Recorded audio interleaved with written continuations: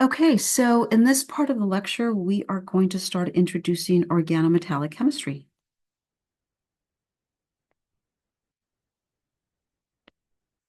And organometallic chemistry is specifically the study of transition metals and how they're involved in the formation of carbon-carbon bonds.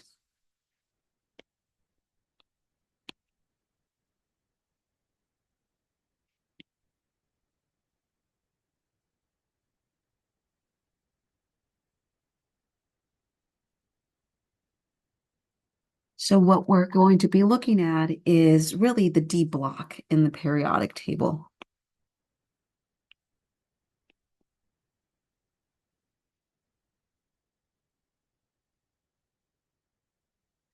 Okay. Now, there's controversy when it comes to organometallic chemistry because you are using transition metals that are toxic and not green.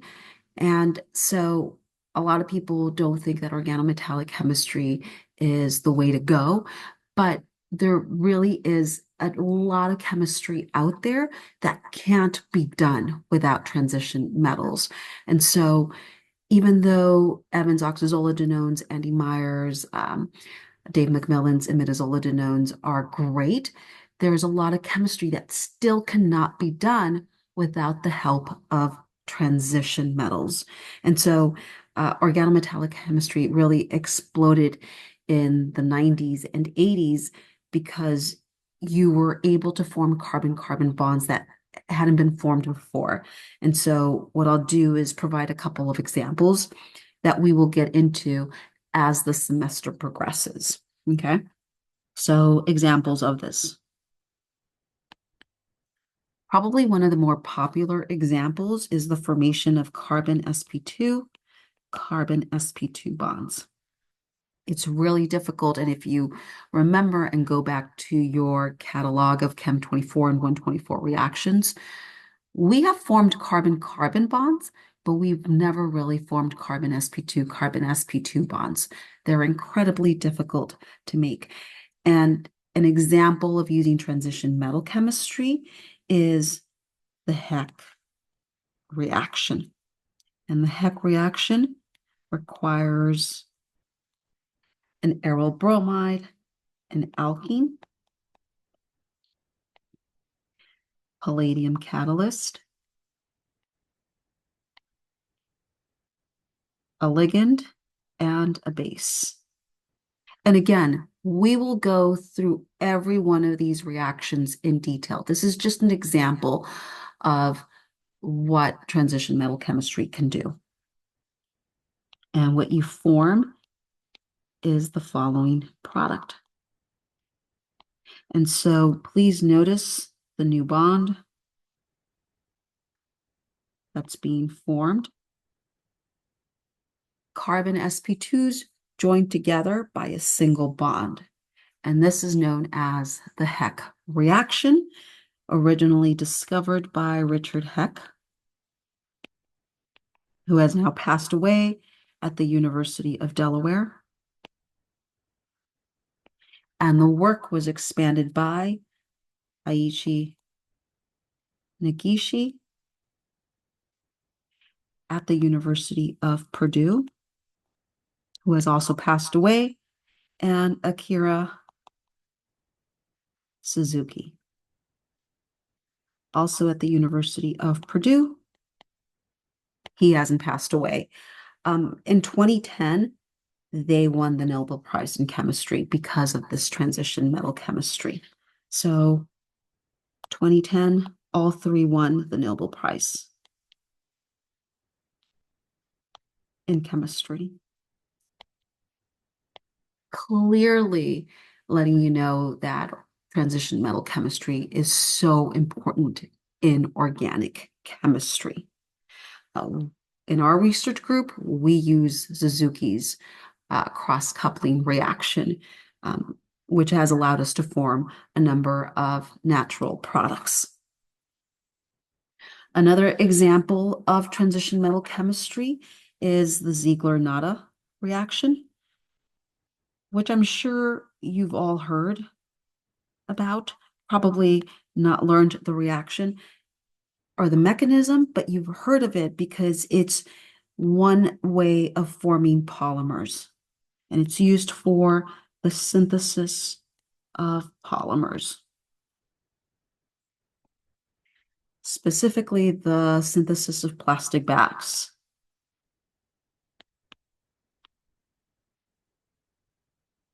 And even though it was discovered in the late 1950s, it is still used today to make plastic bags or plastic anything, really. And you use propene in the presence of titanium tetrachloride to form your polymer.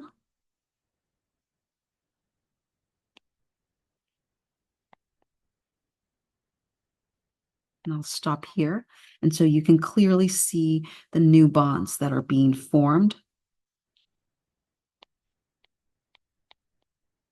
And both Ziegler and Nada won the Nobel Prize in 1963 for this work.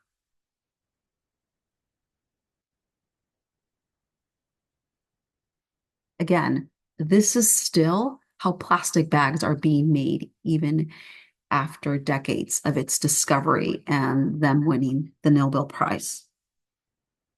And one of the last reactions that we will be talking about is the formation of rings.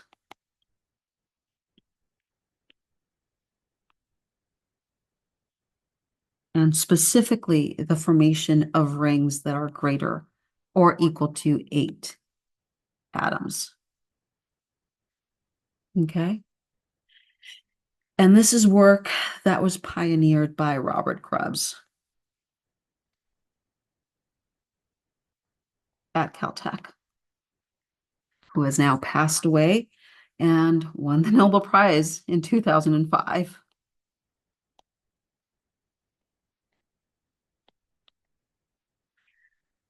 And if you remember from OChem first semester organic chemistry, the more stable rings are 5 and 6 membered rings.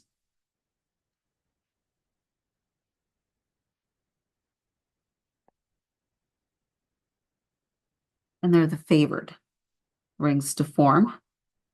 Anything below 5, they're really strained. Anything above 6, they're really difficult to make, simply because it's really hard to get two ends to come together when they're so far apart from each other. But Robert Grubbs figured out a way to form 8-membered rings.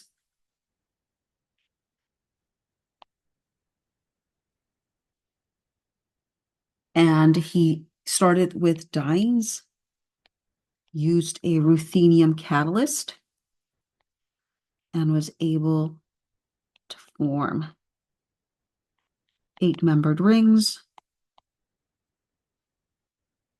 with the double bond that's present in that ring to continue to functionalize the ring. And as I just mentioned, he won the Nobel Prize for this research because it shows the difficulty of forming rings larger than 6-membered rings, and Robert Grubbs was able to do this. So we'll go over all of these reactions. We'll go into them in detail. But what we have to do is, because in OChem, we never really talk about transition metal chemistry. We actually never talk about it unless it's a hydrogenation that's got palladium in it, right? And so you're reducing alkenes and you add hydrogen gas, palladium on carbon. That's the only time we introduce transition metal chemistry. What we have to do is really discuss the basics of these transition metals. And so the first thing that we're going to talk about are transition metals. So we can't talk about the reactions unless we talk about their properties or the properties of these metals. And so what we need to know is we need to understand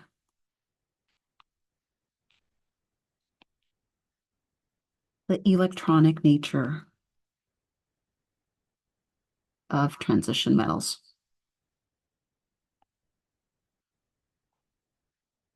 Okay. And in order to understand that, we need a couple of things. We need to know the oxidation state of the metal, in this case, the transition metal. So we're just worried about our D block. We need to talk about the number of D electrons on the metal. We also need to talk about the number of D electrons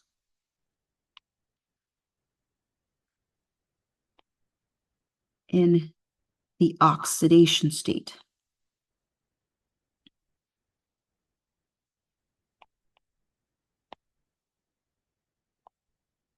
That the metal is observed in. And if this isn't making a ton of sense, we'll get into examples as we're going along, and we'll start checking off all of these things as we're going along. We have to discuss the number of electrons your ligands contribute to the metal. And ligands is just a fancy word for substituents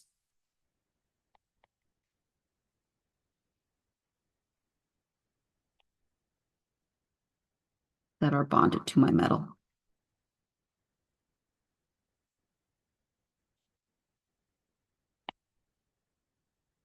And finally,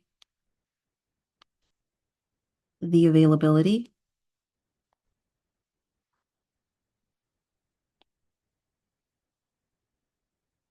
or lack of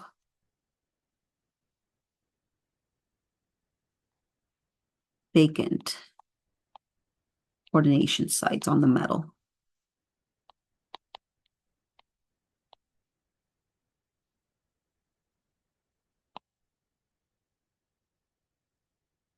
So we need to talk about the oxidation state of metal, the number of d electrons on the metal, and the number of d electrons on the metal when it's at a specific oxidation state. Then we have to discuss the number of electrons that the ligands contribute to the metal. And are there any open coordination sites on the metal that any other substituents can add on? And so this sounds very similar to what you're introduced to when you start talking about carbon and the octet rule of carbon, right? In OChem, you're taught that there are only a couple of atoms that really obey the octet rule. Carbon, nitrogen, oxygen, halogens have to have 8 electrons around the atom. And you talk about the oxidation states of the carbons, their formal charges. You talk about the substituents, how many electrons do substituents add on to the carbon so that it can fill up and obey that octet rule. Same thing with metals. Same exact thing with metals. They have their own octet rule, but their rule is known as the 18 electron rule. So transition metals have a very similar rule. And it's known as the 18 electron rule, similar to the octet rule for carbon, nitrogen, oxygen, and halogens. But as the name implies, transition metals can hold 18 electrons. So most transition metals in complexes can bear 18 electrons or less. Okay. These 18 electrons are the number of d electrons from the metal plus the number of electrons contributed from each ligand. So we're doing the exact same thing that we do for carbon, nitrogen, and oxygen and halogens, but now we're doing it for transition metals. And now we can add more electrons to our transition metal. Okay. So 18 electrons around a metal means that there are no more coordination sites on the metal.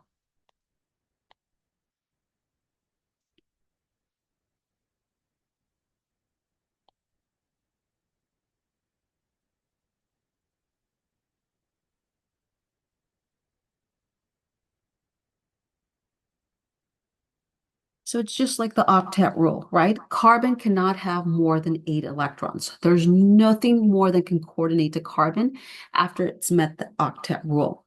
Same thing with transition metals. Once they have 18 electrons around the metal, there are no more coordination sites on the metal. And so it is said to be saturated. Okay. If there are less than 18 electrons around the metal,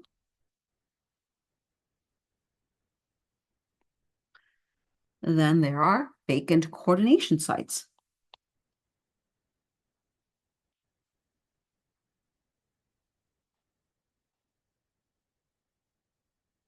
Let me highlight this. And you can add more ligands or substituents.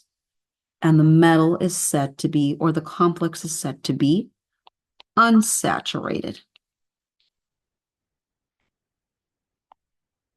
Okay. So if there's 18 electrons around the metal, it's saturated. If there's less than 18 electrons, it is an unsaturated metal or complex. Okay. So now let's talk about the oxidation state of a metal.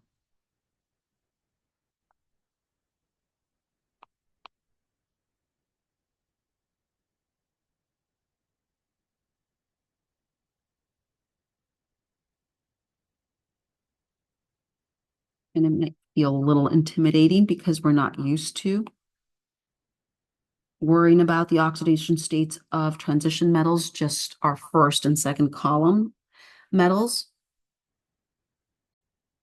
The rules are pretty similar to our first and second column metals. So what do I mean by that?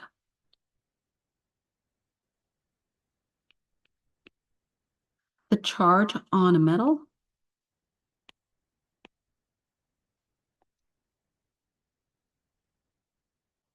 after all the ligands, i.e. substituents,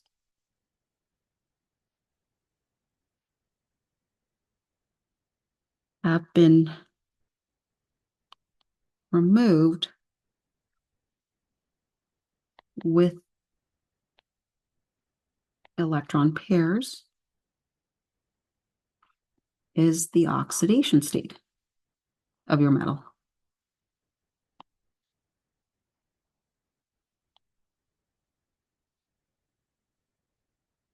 So let's start pretty simple. For example, metal bonded to a chloride.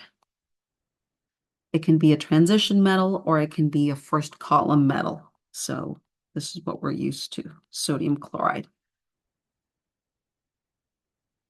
Once you remove the ligand with its electron pair,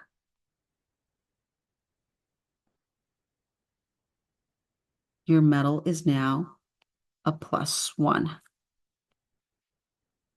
It has an oxidation state of +1, right? Just like with sodium chloride. Nothing has changed. The ligand that was removed with its electron pair, and now the metal has no electron, so it's got a +1 oxidation state. You can do this with really any ligand.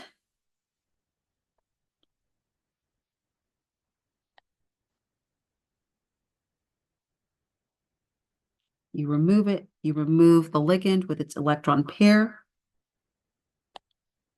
Hydrogen has 2 electrons negative to counterbalance it. It's a +1.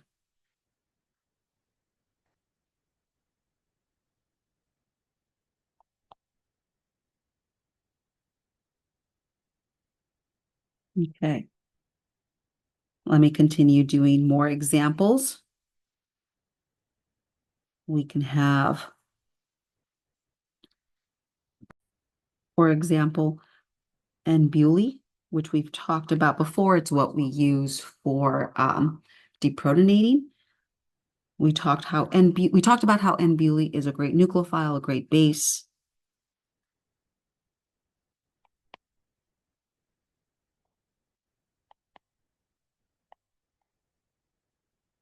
But it's an ionic bond, and so the oxidation state on the metal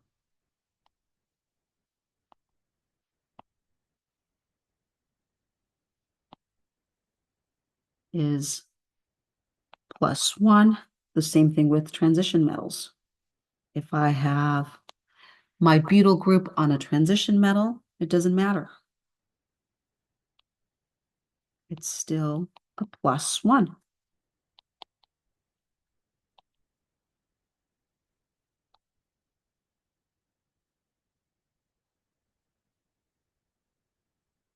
So the rules haven't changed from Gen Chem, right? The rules are pretty similar.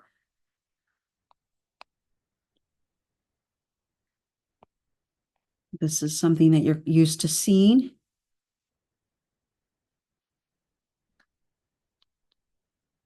An alkoxide group takes its electrons, and the metal has an oxidation state of +1. Same thing with any transition metal. If you have an alkoxide bonded to your transition metal will also have an oxidation state of +1.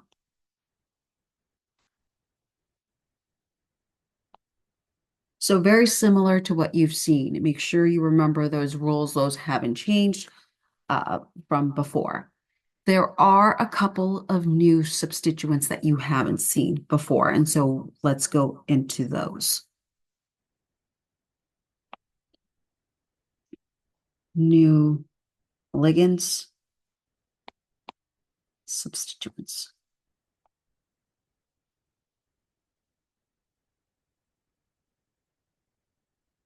So you can have carbon monoxide as a ligand.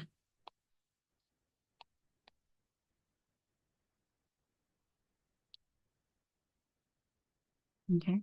And you're not used to seeing carbon monoxide as a ligand or a substituent.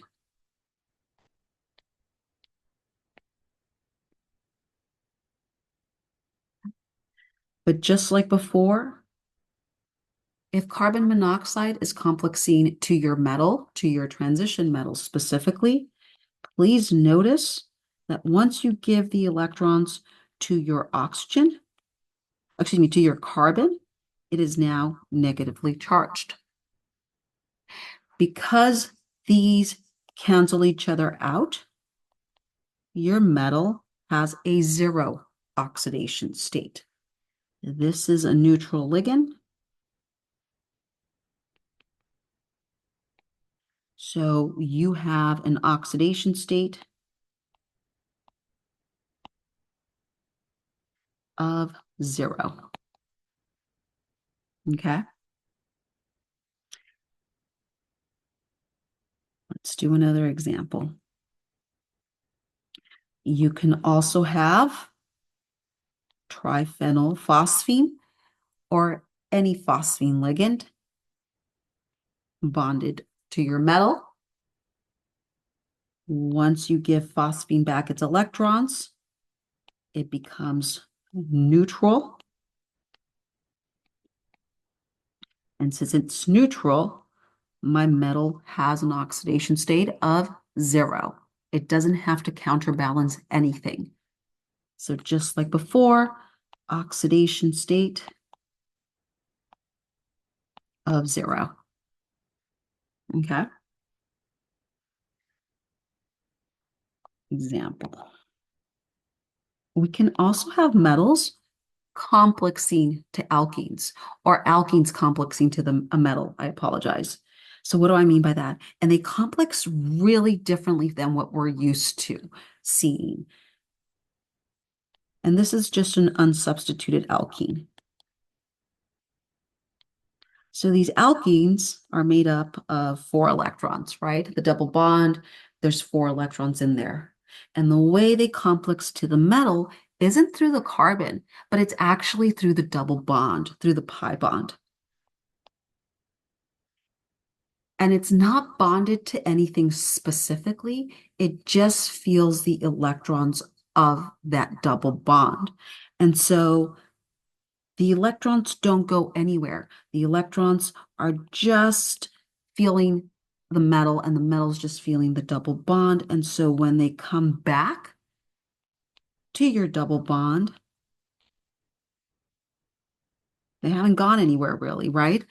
They're just staying in place, and the metal's feeling that electron density. And so it's a neutral alkene, which means that the metal has a 0 oxidation state. So what you're seeing are all neutral ligands. It's pretty clever how these alkenes are now complexed to the metal. That's not to say that the metal can't be bonded to a carbon. We've already seen it bonded to a carbon in this case, right? And when it's bonded single bondedly to a carbon, then it's got a +1 oxidation state, which makes sense. We saw the N-Bewley case. It can also be double bonded to a carbon.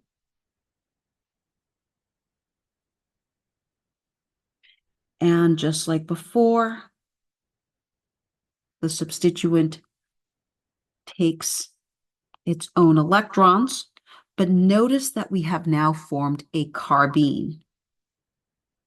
And you guys learned about carbenes in Chem 24. They react great with alkenes to form 3-membered rings. But the thing about carbenes is that carbenes are neutral. Okay? And because they're neutral, your metal is got a 0 oxidation state. And notice how the metal keeps the other pair of electrons, because each ligand has to leave with its own pair of electrons. Really clever. One of the last examples that I'll show you is that a metal can also complex to an aromatic. And I'll use benzene as my aromatic because, again, that's the most popular aromatic. Remember, benzene has electrons floating all around. I'll draw out my hydrogens because just like with alkenes, the metal doesn't bond to any specific carbon sometimes. There are times it does, but in this case, I'm just showing you neutral ligands. The metal coordinates to the electrons floating around those 6 carbons. And so the electrons aren't really going anywhere. They're not bonding to the metal. The metal is just feeling that electron density. So when the electrons go back to your benzene ring, oh, excuse me, you just have your benzene ring, and your benzene ring is neutral. And of course, that means that your metal has a 0 oxidation state. Okay. Okay, we'll keep going through ligands. We'll keep discussing these ligands as we're going along. We haven't really covered all of them. And so I just want to make sure that I introduce a few because these are pretty new. Um, and I want to make sure that you understand why the oxidation state is now zero when it comes to these neutral ligands. So now let's talk about, I'll give examples in this lecture. Let's talk about the number of d electrons on a metal and on a metal complex. Because remember, on a metal complex, now that you've got ligands on the metal complex, you've got a different oxidation state than the metal itself, right? And so the number of d electrons changes. Okay. In order to talk about the number of d electrons, you need a periodic table. And I will always provide you with the periodic table. I don't expect you to memorize all of this. You'll have a periodic table available to you. But I just want to remind you that in Gen Chem, when you would write electronic configurations,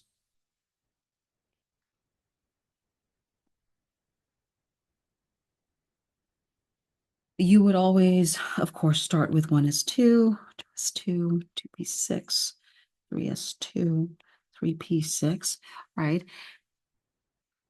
Once you started into the fourth row, or the third row, you started to have to worry about d orbitals.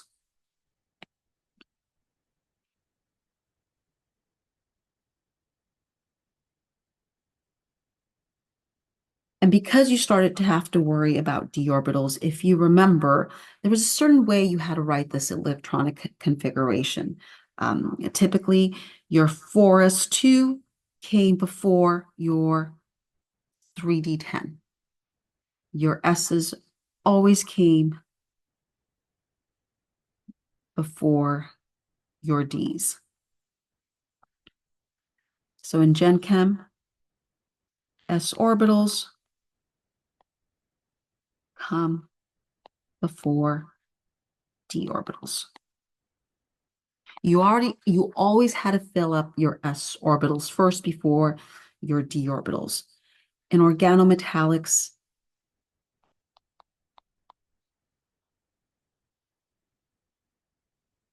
you fill your d orbitals first before s orbitals. And so the new electronic configuration looks as follows.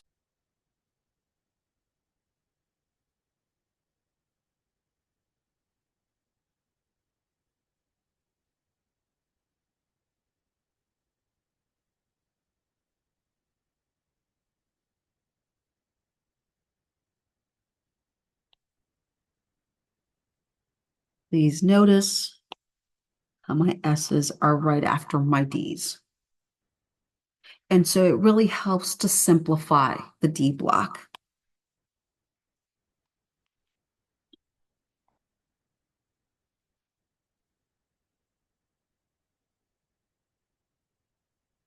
And so what I'm going to do is I'm only going to draw out the d block of the periodic table.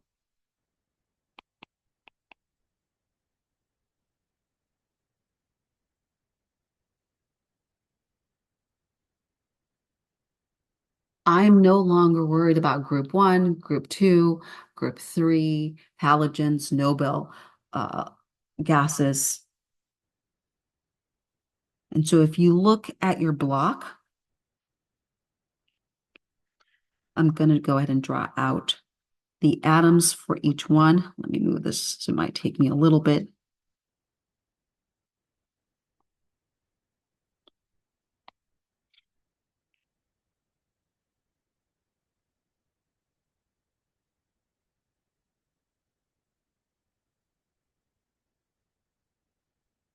And I want to try to simplify this as best as I possibly can.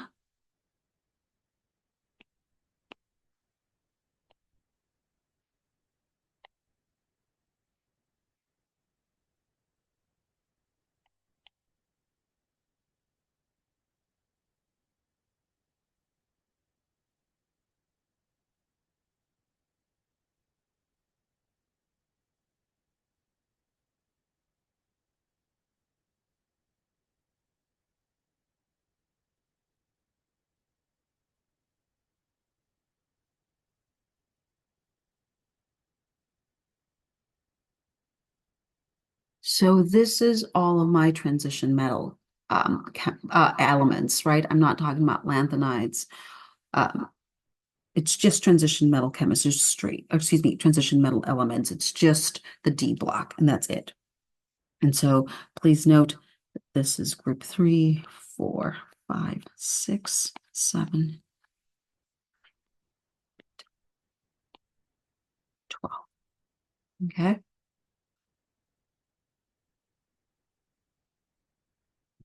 And so the beauty of the D block coming in before the S is that now we can figure out how many electrons are in each specific element of the transition metals based on their group number. And so what do I mean by that? All you have to take a look at is their group number.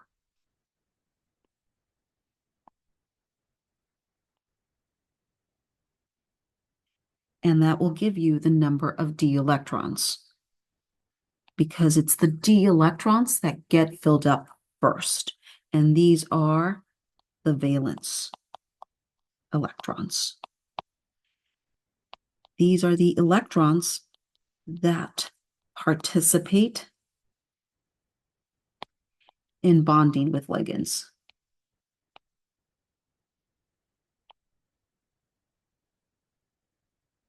For group 4, not surprisingly, there are 4 electrons. For group 5, 5. Oh, excuse me. This is 7. So notice how my D electrons get filled up first. Once my D electrons get filled up first, now I have to start adding to my S electrons.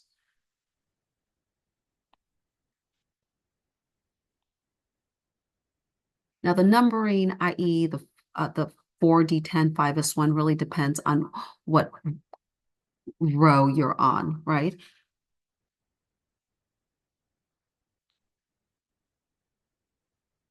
So I'm not adding that 4D10, 5S or 3D10, 4S. It just depends on what row you're on of the transition metals. But by adding the D electrons in first, you're able to provide the valence electrons for each metal in the D orbital. Okay, so let's go ahead and provide examples, because I think at giving you examples will help out.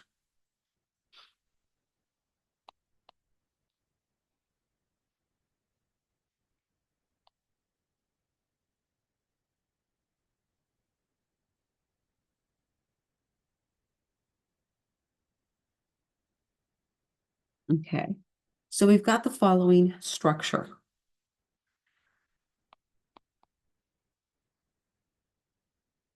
We need the oxidation state of the metal.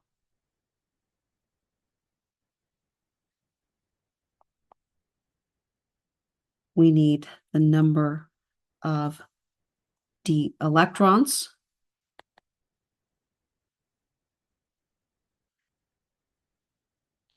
We need the final count of electrons on the complex. And then finally, is the complex saturated or unsaturated? So we'll do each one individually, okay? Please remember that carbon monoxide is a neutral ligand. And because there are neutral ligands all around it, my metal is automatically an oxidation state of 0. If you go to your periodic table, you find iron, and it is coming with D8 electrons. So it has D8 electrons of its own. Now, because my iron has D8 electrons, now I have to figure out the number of electrons each ligand is bringing in. And if you go back to what we went over when it came to our carbon monoxide, each carbon monoxide is giving 2 electrons. There are 5, so 5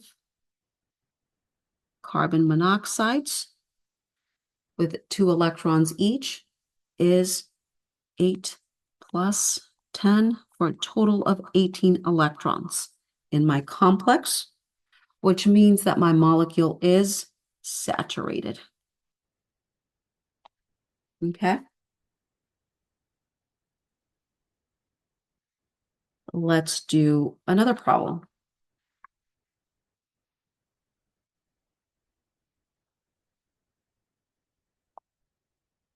This was example number 1. Let's do a harder one.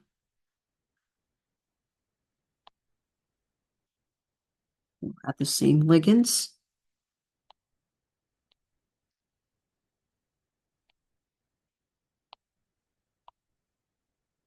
But now there's a net charge of -2.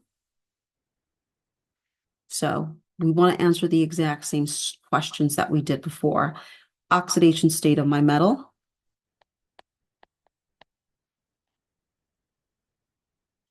Number of d electrons. Final count of electrons in my complex. And is it saturated or unsaturated?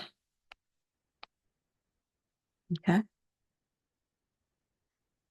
First things first, there's a 2- net charge, which means that my oxidation state on my metal is iron 2-. If originally you start with 8 electrons, if iron 0 is 8 electrons, then iron 2- means that 2 electrons were added, and now you've got 10 electrons. So now my metal is coming in with 10 electrons. The final count, I've got my iron has 10 electrons plus there are 4 carbon monoxides.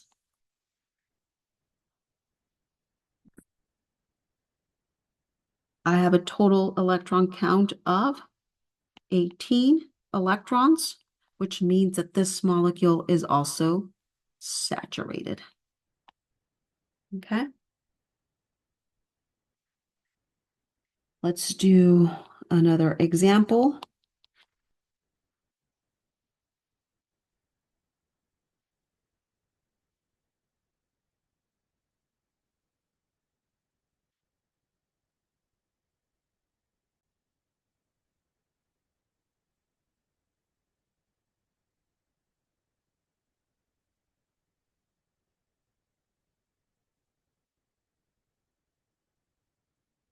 Okay. We want to answer the exact same questions. Oxidation state of metal, number of d electrons. So notice how it's not just the number of d electrons on the metal, it's the number of d electrons in the metal complex, right? Once you figure out the number of d electrons in the metal, then you have to figure them out within the complex. Your final count.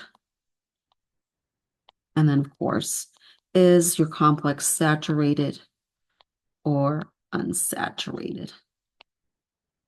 Okay.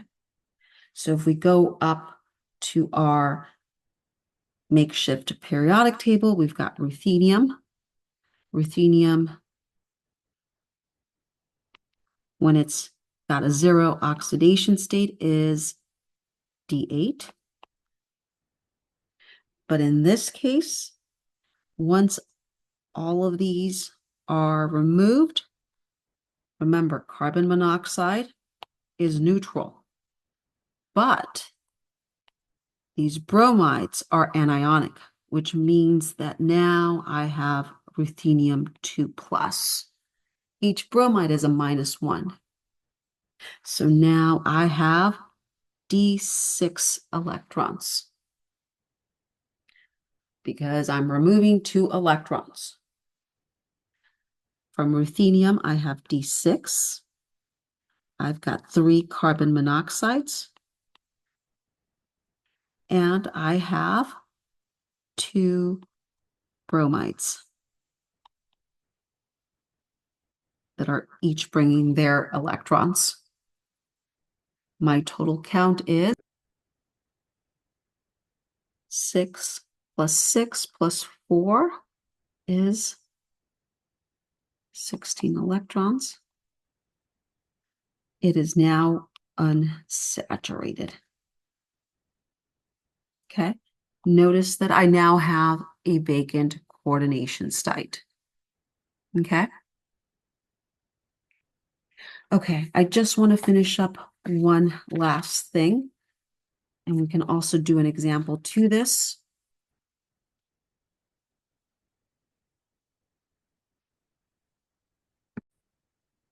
And specifically, I want to talk about anionic ligands. And we already talked about a few. We talked about carbon anions, halogen anions, oxygen anions. So we've already talked about halogen anions, hydride anions, alkyl anions, alkoxide anions. We also have to discuss the fact that nitrogens can be anionic. And remember, we talked about how these are also called amides.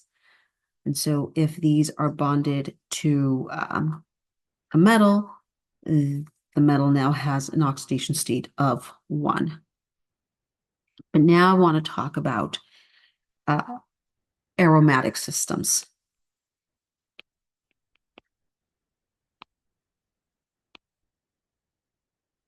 Because the only one we really talked about was benzene. And we talked about how this has an oxidation of 0. And of course, you've got your benzene system. Okay. But we have a couple of other things going on. For example,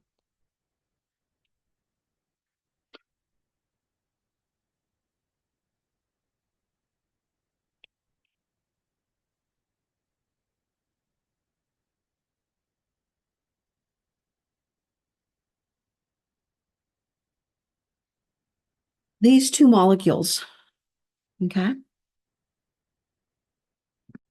they're both 5-membered ring substituents.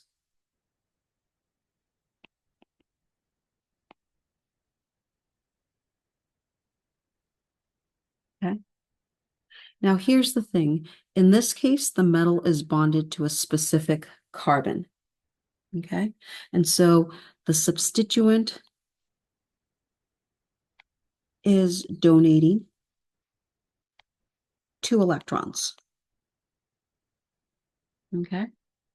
In this case, the substituent is donating 6 electrons.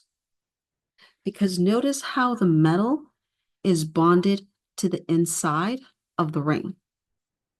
Now, in order for this to happen, this substituent looks as follows. It's aromatic. It's got 6 pi electrons. And these electrons are all around the ring. Now, that doesn't mean it doesn't have the negative charge. The negative charge is still in there. So the thing about this is that there are 2 ways that your metal can complex to the system. The metal can complex on the carbon, or it can complex to the flow of electrons in the ring. One substituent gives it 2 electrons to the metal. The other substituent is giving 6 electrons to the metal. Despite this, these both substituents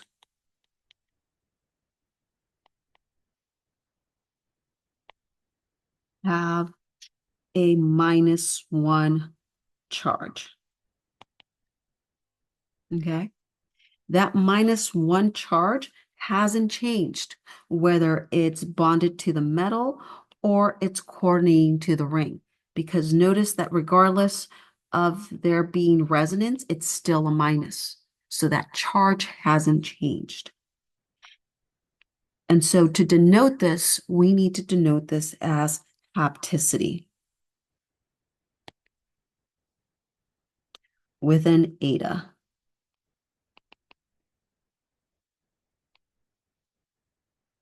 And so the hapticity of this system is an eta 1 to indicate that it's only bonding to one of the carbons.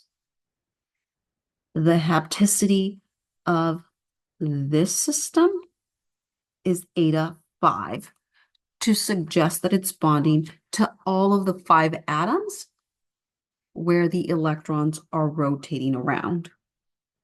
Okay? So the hapticity tells you the number of atoms bonded to the metal.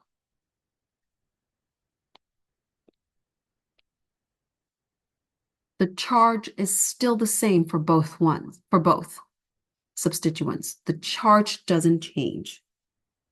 So let me give you an example. And we'll do both examples.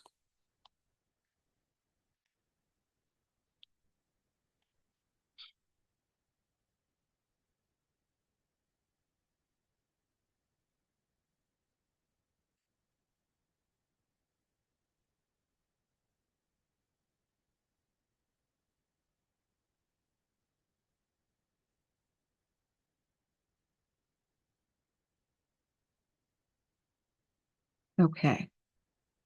So this looks really similar to what I had shown you as our last example. Okay. Please notice that this hapticity is 5, whereas this hapticity is 1. Okay. We'll do the same thing that we did before.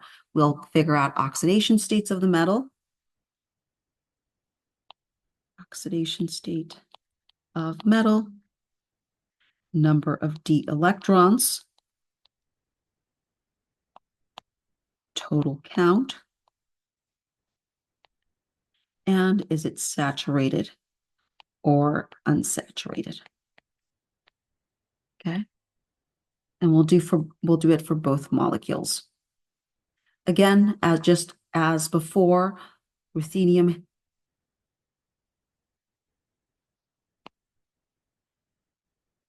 zero has D8 electrons, right?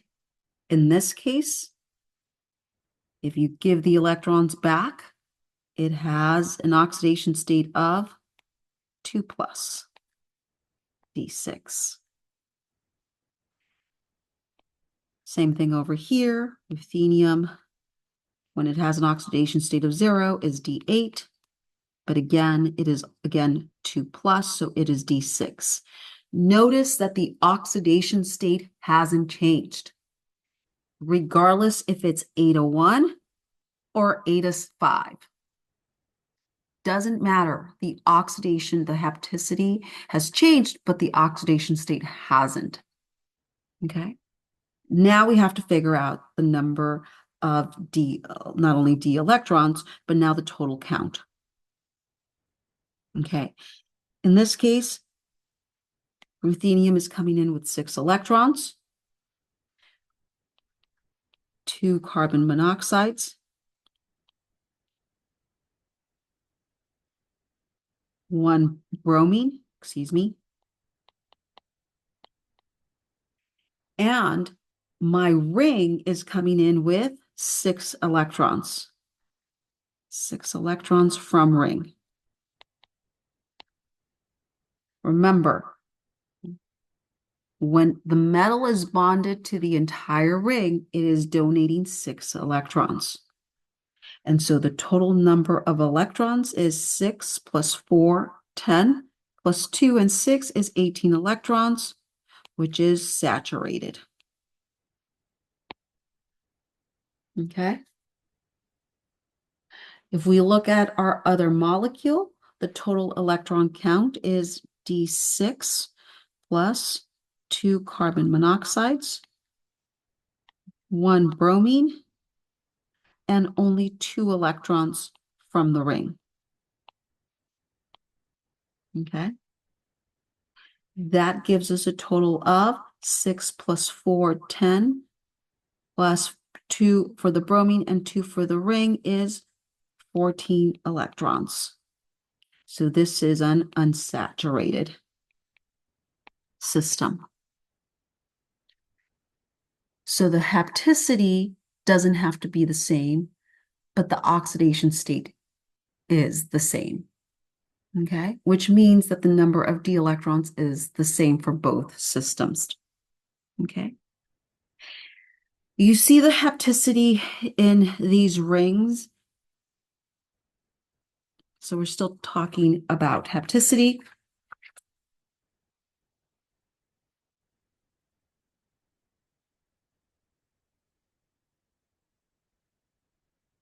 These are the easiest ones to see.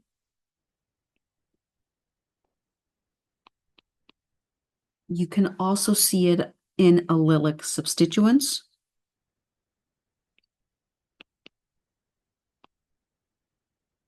And we will talk about these a lot. Allylic substituents can exist in 2 forms. They can exist with the metal binding to one of the carbons. This has a hapticity of 1 because it's bonded to one of the carbons. And this means that the substituent is donating 2 electrons to the metal, which makes sense. They're right here, and they're bonded to the metal. It can also exist as follows.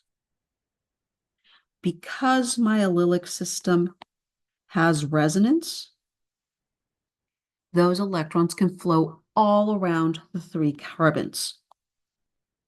And because they can flow through those 3 carbons, my metal can be bonded to all 3 carbons. And that's eta 3. But notice how in this case, I've got 4 electrons around those 3 carbons. Now my substituent is donating 4 electrons to the metal. Okay. And you can see those 4 electrons donating to the metal, which opens up the other possibility of not only having,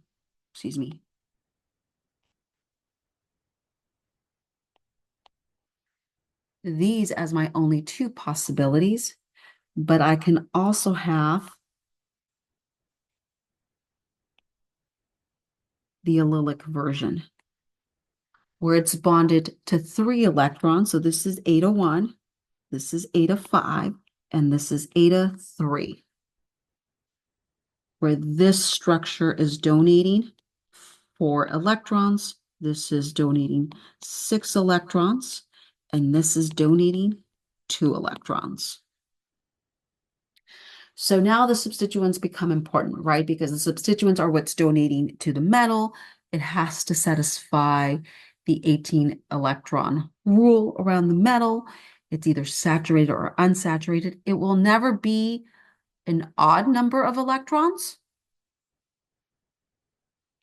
Never will you have an odd number of electrons? And specifically, you'll never have an odd number of electrons around your metal. And you will never have more than 18 electrons. Okay? Really important to remember your 18 electron rule is very similar to your octet rule. Okay? You should be able, when given a structure, you should be able to figure out the oxidation state of your metal as well as the number of d electrons. You should be able to figure out the electron count and whether it's saturated or unsaturated. Okay? And we'll give more examples as we're going throughout the semester. Okay, so I'll go ahead and stop there and continue transition metal chemistry and organometallics a week after our midterm.